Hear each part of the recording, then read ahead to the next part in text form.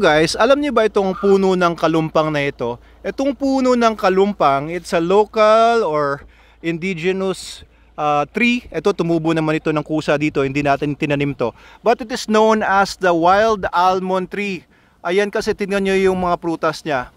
Ayan, wild almonds yan. Kita nyo, parang nakatawa na tao na hiwa-hiwalay ang ngipin nila.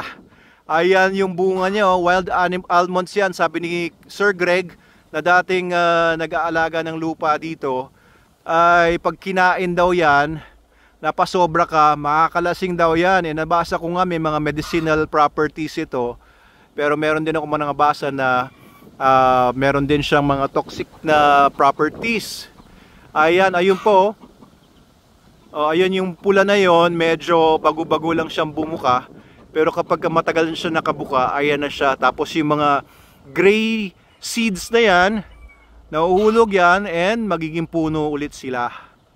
Ayan po ang puno ko dito sa retirement home natin, puno ng kalumpang. At sa paligid-ligid ay may mga native na manok. Ayan, native na manok.